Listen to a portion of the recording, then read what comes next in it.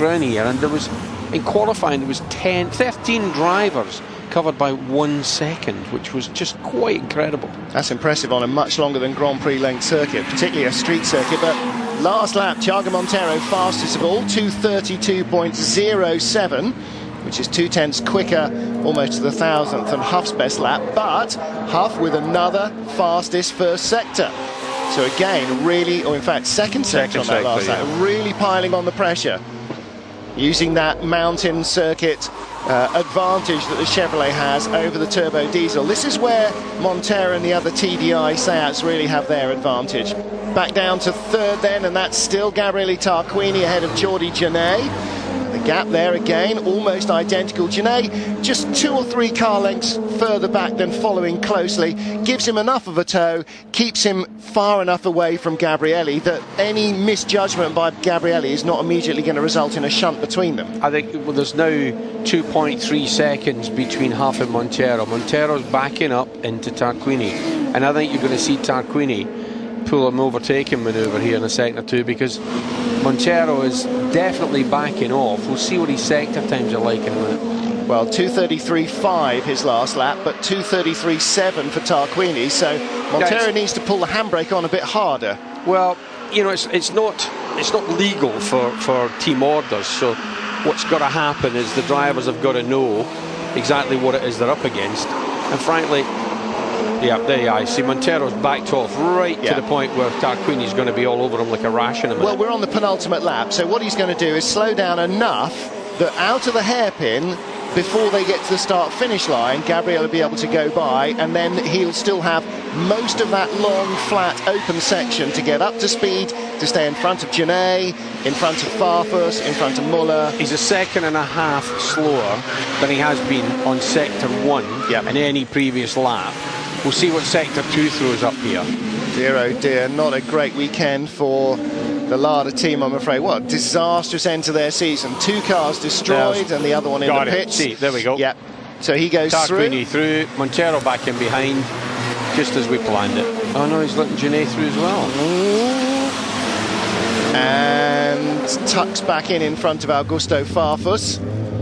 Neat bit of planning on behalf of the Seat boys there. Not sure he planned to let Genet through there. I think Jordi perhaps just got his nose in and decided he was going to follow through the door that was open for Tarquini. But Ivan will be sitting watching all that happening, and he will be spitting. Yeah, powerless to resist. And what's worse for Muller? Yeah, Tiger Montero's gone further back, and he's let one of the BMWs through as well now. Yeah, I'm not sure Montero's got much to say about this, actually. I wonder if he's lost a hose or something. Muller in 8th place at the moment. Zanardi 9th, lapping a full half second quicker, and there is only just a second between them, so Muller might not even hang on to 8th if Alex Zanardi really gets a heave on. The reason that Montero's gone backwards is that it's an FIA ruling that you cannot have team orders like that. So what's happening here is that Montero can't be seen to let Tarquini pass and Genet pass. He's had to let the others pass as well to make it look as though he genuinely has a problem. Otherwise, the FIA will look at they'll look at the data logger and say, hang on, you lifted off and let Tarquini through to win a championship here. Okay. So what he's doing now is he's lifting off to let everybody through. There's nothing wrong with that, say that. He's playing a party game. I see your careful team orders, and I raise you. He's now right by Ivan Muller to protect him in race 2. He'll allow Ivan to go up to 7th, start alongside him on the front row of race 2, and then he'll tuck in behind him away from the start, and he'll be protecting Ivan in race 2. I say Ivan Muller now moves up to 7th, and miraculously Montero's problem heals itself as he gets down to 8th. Well, who knows, but I think that there will be a tyre problem. Who's this? A BMW pulling over there? That's Farfus. Farfus they are all playing the pole position game. No, it's after you, Claude. Yeah, they all want to be 8th now.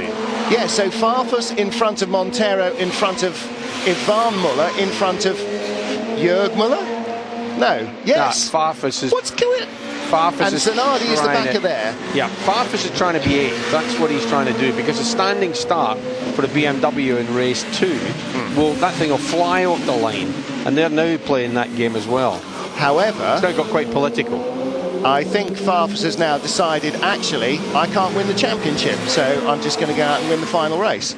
But it does mean that all the BMWs have slid a bit further down the order. Ivan just squeezes by Thiago, so there you go, that was that one done.